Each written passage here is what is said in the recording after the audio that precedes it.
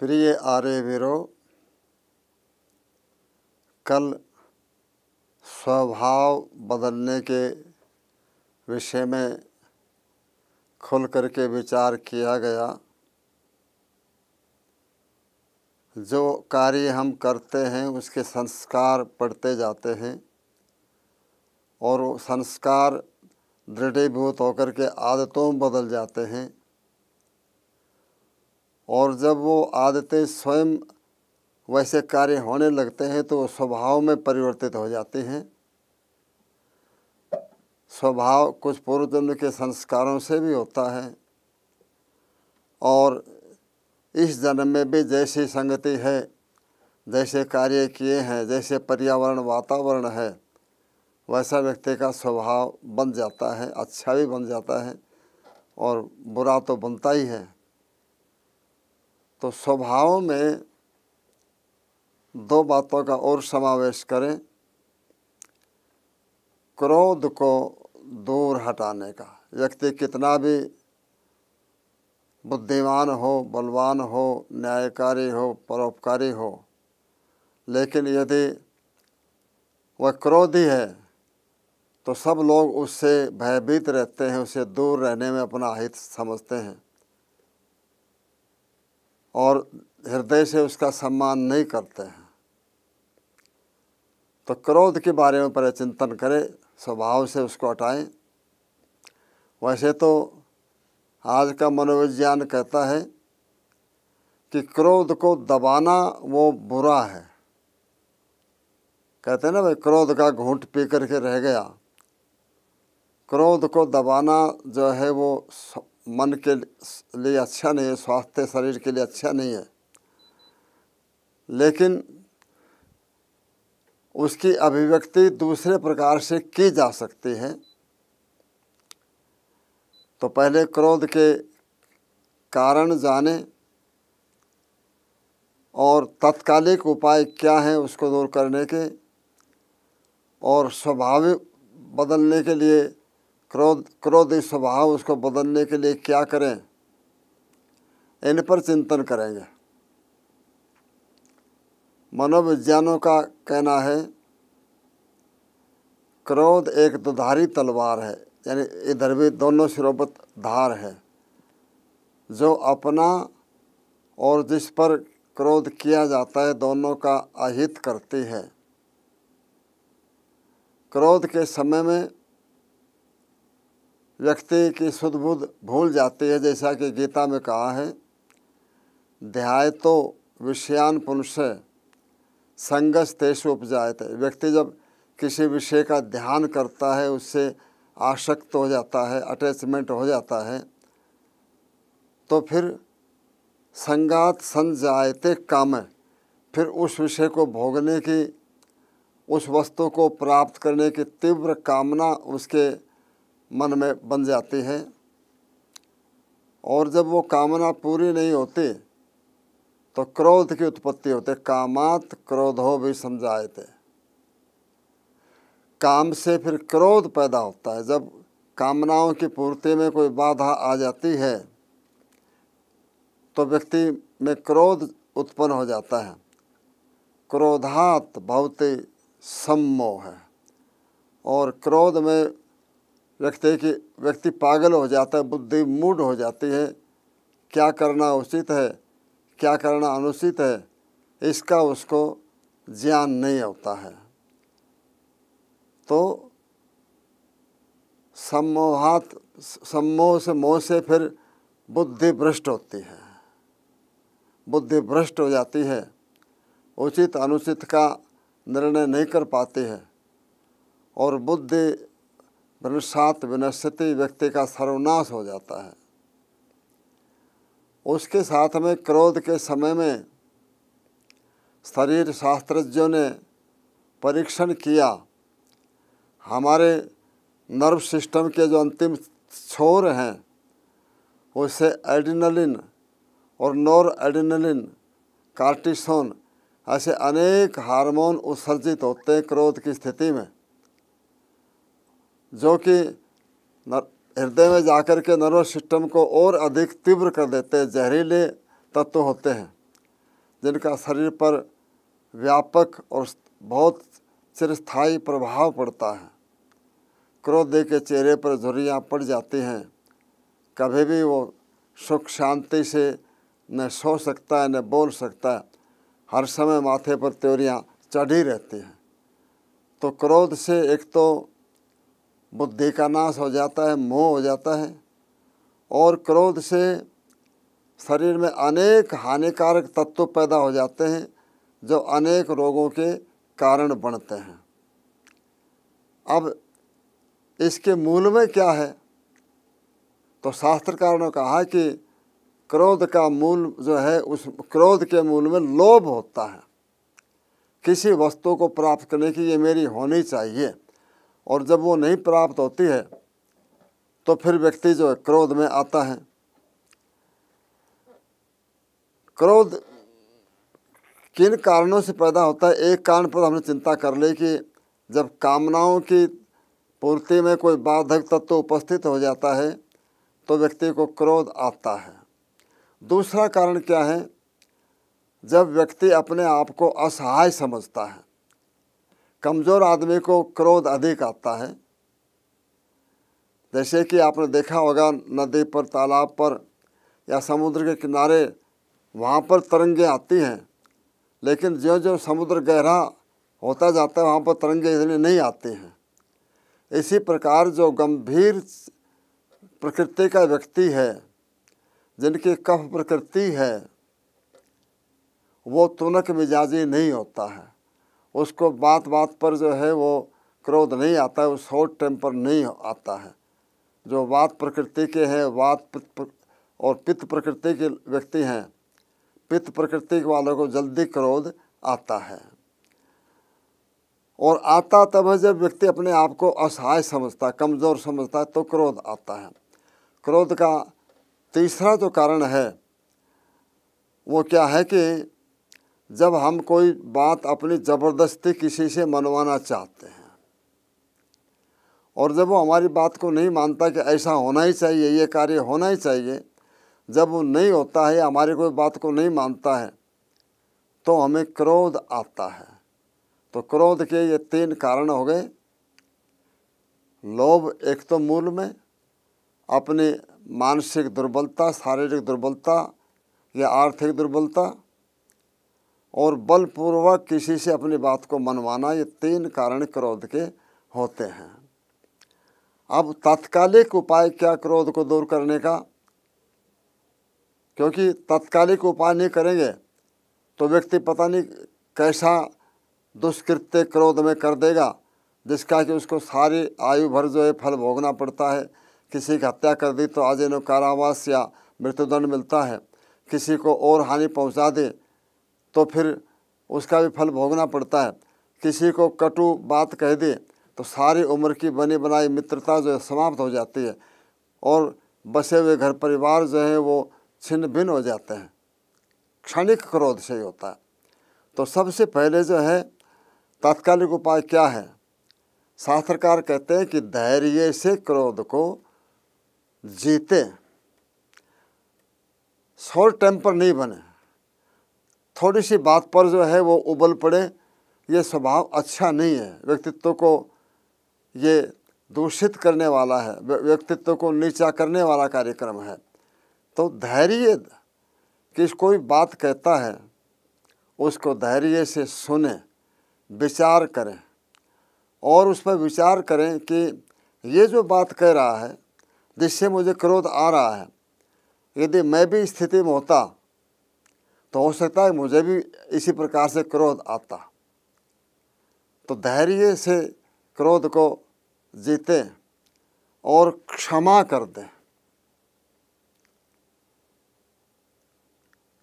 एक विचारक ने कहा है, धैर्य क्रोध की धार को कुंठित कर देता है और क्षमा उसको सर्वथा उस क्रोध की तलवार को तोड़ देती है।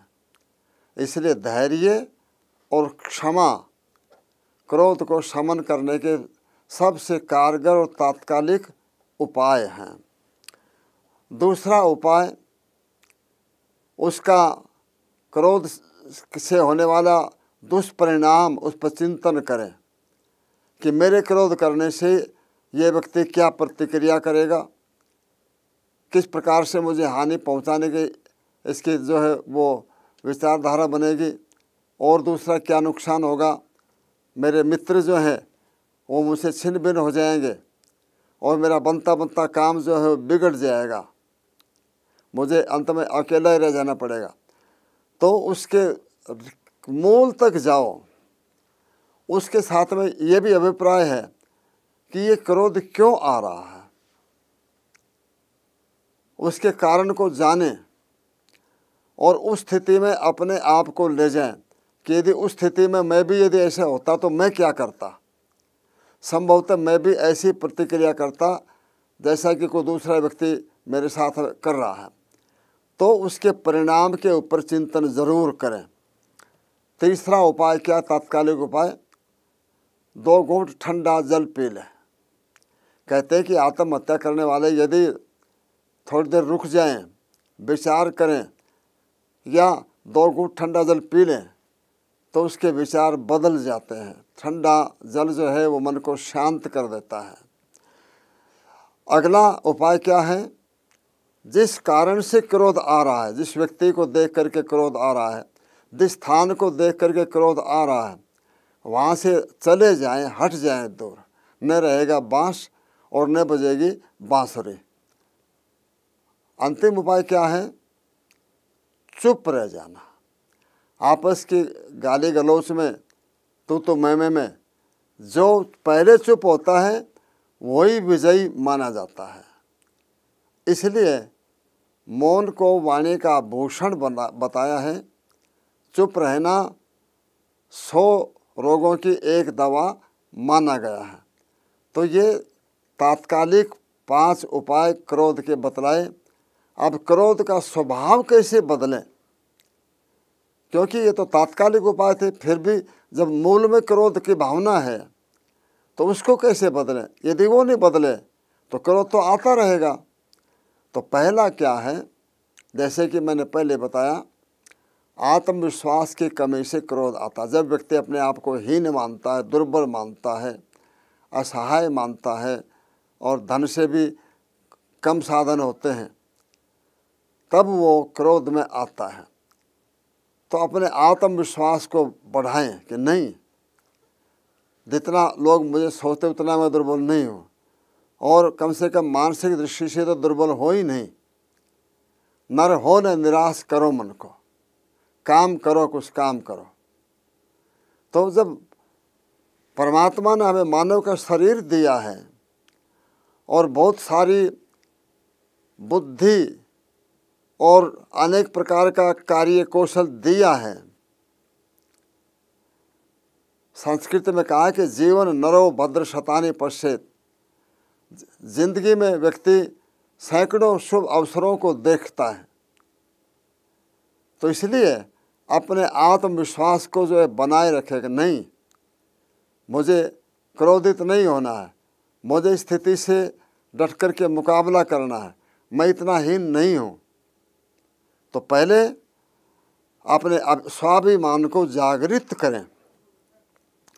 दूसरा उपाय क्या है, अपनी आदतों को सुधारें।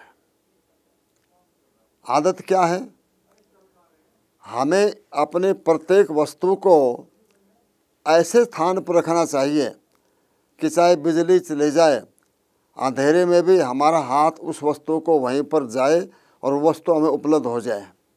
कई बार जाना पड़ता है, ऑफिस में जाना पड़ता है, किसी आकस्मिक काम में, या किसी वस्तु की तुरंत ज़रूरत पड़ गई है। अब यदि हमने उस स्थान पर नहीं रखी है, ये एक आदत होती है कि कहीं पर भी कुछ डाल दिया, अस्त व्यस्तता, अब वो नहीं मिलती है तो व्यक्ति जल्ला उठता है, अपने ऊपर ही क्रोध में जल्ला उठता है कि कहाँ गया था, कहाँ गई, क्या हो गया, क्या हो गया, क्या हो गया। लेकिन जब उसको अपनी चीज़ मिल जाती है तो अपनी भूल का पता लगता है। इसलिए अपनी आदतों को सुधारें, अनुशासन का पालन करें, स्वच्छता का, साफ सफाई का ध्यान रखें और प्रत्येक वस्तु को जहाँ पर जिसका स्थान है वहीं पर रखने का प्रयत्न करें, जिससे कि अकस्मात भी उसको वहीं से प्राप्त कर सके। ऐसी बहुत सारी आदतें हैं जो व्यक्ति को स्वयं अपने ऊपर क्रोधित कर देती हैं। तो इन आदतों को सुधारने के लिए हमने पहले चर्चा की हुई है कि गलत आदतों का पहले ध्यान करें, विचार करें और उसके स्थान पर अच्छी आदतों का प्रारंभ करें। तीसरा उपाय क्या है? अपने में परिवर्तन लाए। अंग्रेजी में कहावत है, when you are in Rome do as Roman do. जब आप रोम में हो तो जैसे रोमन लोग व्यवहार करते हैं वैसा ही व्यवहार करो, तो सभी जगह तुम्हें मित्रता का भाव देखने को मिलेगा। क्योंकि हमारे अनुकूल सारी वस्तुएं कभी भी नहीं बनेंगे। सबका अपना अलग अलग चिंतन है, सबकी अपनी अलग अलग क्षमता है और सब अपने आप को बहुत बुद्धिमान मानते हैं।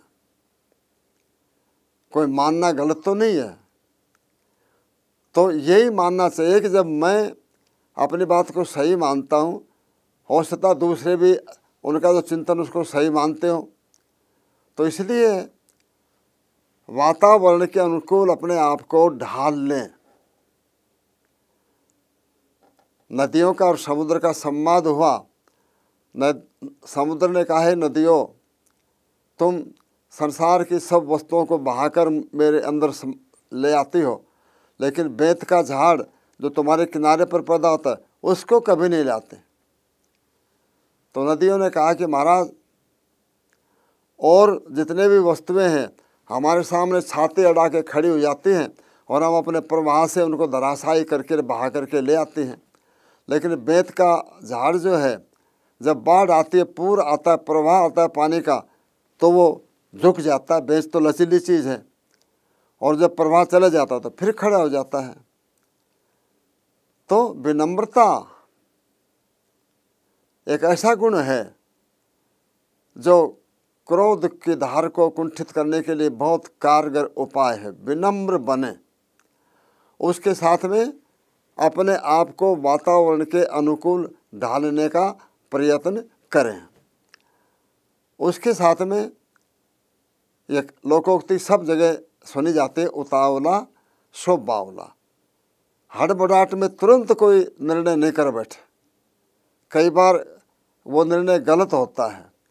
कोई निर्णय करना तो बहुत सोच विचार के, अनेक बार सोच विचार करके, कोई समझदार व्यक्ति उससे परामर्श करके उसके होने वाले परिणाम, अच्छे परिणाम और दुष्परिणाम के बारे में भी सोच लेना चाहिए।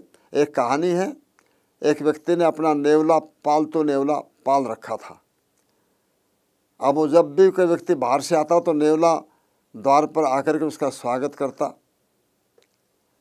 एक दिन वो व्यक्ति किसी काम के लिए बाहर चला गया और उसका छोटा बच्चा सो रहा था।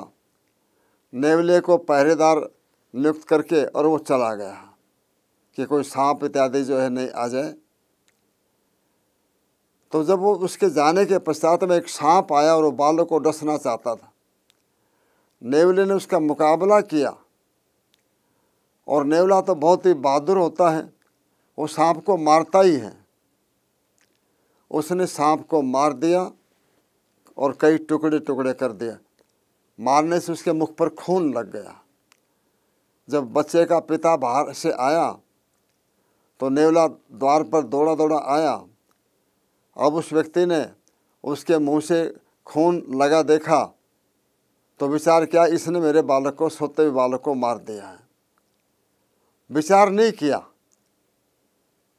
नहीं तो सोचता कि नेवला बालक को क्यों मारता, कोई उसने तो, बालक ने तो कोई अहित नहीं किया था, वो तो सांप का दुश्मन तो है, लेकिन बालक का दुश्मन तो नहीं हो सकता था, वो तो रोज़ बालक को देखता है।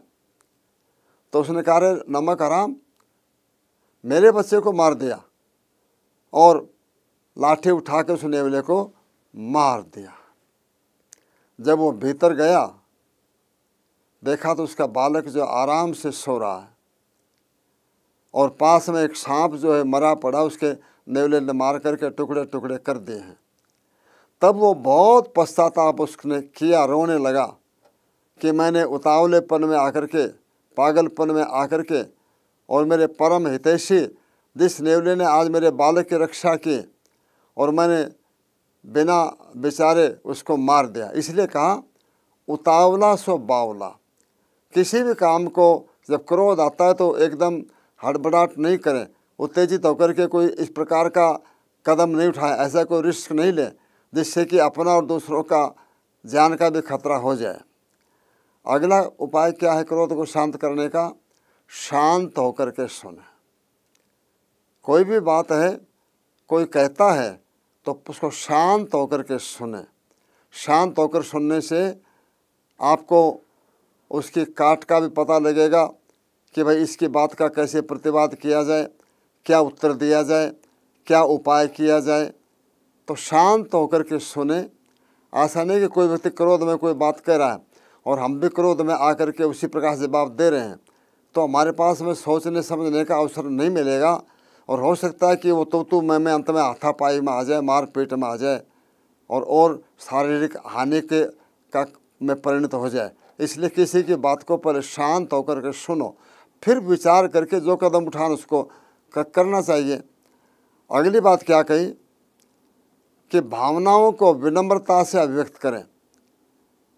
कई बार व्यक्ति किसी बड़े व्यक्ति के पास में या किसी दबाव तनाव के कारण से अपने दिल की बात जो है, जो उसको क्रोधित कर रही है, उसको दूसरे को कह नहीं पाता, उसकी मजबूरी हो सकती है, लेकिन उस समय नहीं बोले, कभी अवसर निकाल कर उसके पास में जाए, शांत होकर के, विनम्र होकर के, और कहे कि भाई साहब आपने जो ये बात कही थी उसका ये उपाय है। विनम्रता से अपनी सारी स्थिति को बतला दे। तो वो व्यक्ति जरा सा भी बुद्धिमान होगा तो वो सोचने को निश्चित रूप से बाधित होगा, और कम से कम आपको तो कोई हानि नहीं हुई। अपने आप अभिव्यक्त नहीं कर सकते तो किसी दूसरों के द्वारा अभिव्यक्त करवा दें, या इतना भी नहीं है तो अपनी सारी बातों को लिख करके शांत भाव से और अगले व्यक्ति का सम्मान करते हैं और उसको आदर से उसको प्रस्तुत कर दें, तो भी वो व्यक्ति पढ़ेगा तो हो सकता है कि उसका क्रोध जो शांत हो जाए। अगली बात क्या कही? क्षमा करो और भूल जाओ। जैसे कि मैंने तात्कालिक उपाय बताया था कि क्रोध की दुधारू तलवार को धैर्य उसकी धार को कुंठित कर देता है, और क्षमा उस तलवार को सर्वथा तोड़ देती है। नेकी कर, बदी कुएं में डाल, डू गुड एंड फॉरगेट। तो हम जो है वो क्षमा करें। किसी का उपकार किया है तो हमने अपने कर्तव्य समझ करके किया है, और उसको हमें भूल जाना चाहिए। ऐसा नहीं कि मैंने उसका ये काम किया और अब वो मुझे इसमें सहयोग करे। ये तो बदले के भाव से आपने उपकार किया, तो इसलिए आपने एक अच्छा काम किया, उसको भूल जाओ। अगली बात क्या कही? दूसरों पर विश्वास करें। विश्वास के बिना समाज का काम नहीं चलता है। जिस पर क्रोध आ रहा है उसके परिस्थिति को देखें, विश्वास करें। यदि उसमें जरा से भी इंसानियत है तो वो व्यक्ति क्या करेगा कि वो आपका वफादार बना रहेगा। अंतिम उपाय क्या है? आनंदित रहें, सदा प्रसन्न रहें। आप हंसेंगे तो दूसरे व्यक्ति भी आपके साथ मिलकर के गपशप मारेंगे। आपका मुंह मोरमे जैसे हो जाएगा, मुंह को फुला लेंगे, होठ लटक जाएंगे, तो लोग सोचेंगे अरे ये तो खुद ही परेशान है, तो सोचो इसके से क्यों मत्थापच्ची करना है। आर्य वीरों, क्रोध के स्वभाव को बदलने का हमने कुछ जाना। स्वभाव में एक दोष और होता है, वो है भय। भय किससे होता है? शास्त्रकार कहते द्वितीयाद वही भयम भवते, दूसरे से भय होता है। कि कोई दूसरा कभी आकर के मुझे मार नहीं दे, मेरे काम के अंदर बाधा नहीं उत्पन्न कर दे, और कोई मेरे धन संपत्ति को लूट नहीं ले जाए। दूसरे से भय होता है।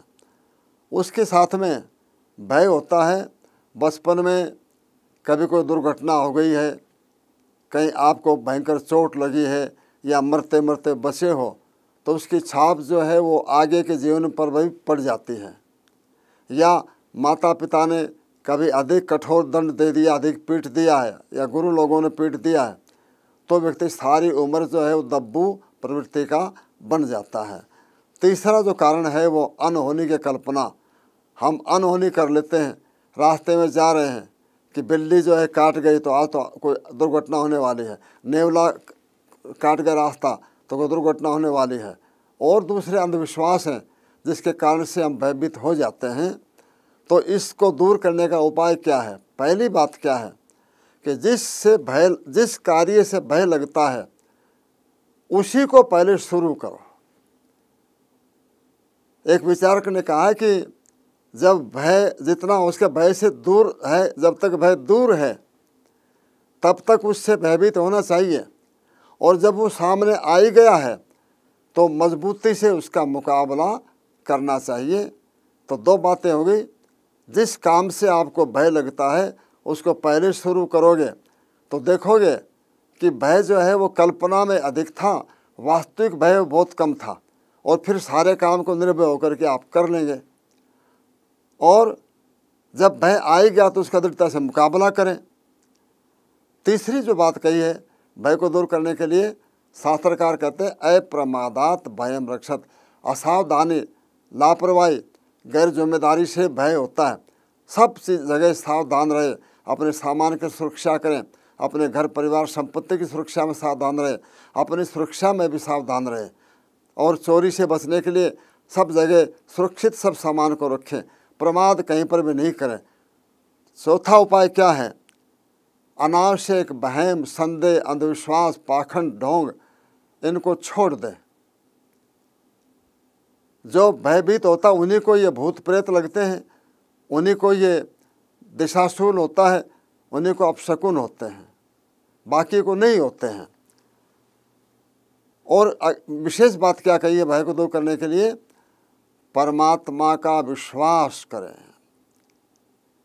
परमात्मा का विश्वास करने से आत्मा का बल इतना अधिक बढ़ जाता है कि पहाड़ जैसी आपत्ति में भी वो अपने कर्तव्य से विमुख नहीं होता। इसलिए रोज़ अपने श्रद्धा विश्वास के अनुसार से परमात्मा से प्रार्थना करें, बलम असि बलम में धे, परमात्मा तुम बल स्वरूप हो, मुझ में भी बल दीजिए।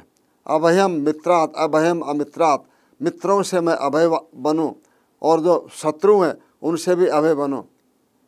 और ज्ञातात भयम अभयम परोक्ष, जो हमें जानते हैं उससे भी हम अभय हों, और जो दूर है उनसे भी रहें। सर्वा आशा मम मित्र भवन्तु, सब दिशाएं मेरी मित्र हो, उसके लिए हम भी मित्र की दृष्टि से देखें। अंतिम बात, सत्य बोलने वाले को भय नहीं होता है। सत्य बोलने वाला किसी से डरता नहीं है। परमात्मा पर विश्वास करने वाला किसी से भयभीत नहीं होता है। शुभ कर्म करने वाला किसी से भयभीत नहीं होता। इसलिए आर्य भी रहो। आओ स्वभाव बदलने के लिए क्रोध को दूर करें, भय को दूर करें, अंधविश्वास वहम इनको दूर करें, और जो निर्भयता के कार्यक्रम हैं, प्रसन्न रहना, परमात्मा की भक्ति करना, व्यायाम करना, सावधान रहना, ऐसी जो बहुत सारी बातें हैं जो हमें निर्भय बनाती है, जिससे हम शाम को निश्चिंत होकर के सोते हैं, उन सब कामों को करके और धीरे धीरे करके अपना क्रोध का दूर करने का स्वभाव करें, बनाएं, और भय, सब प्रकार के भय से को छोड़ करके निर्भय हो जाएं।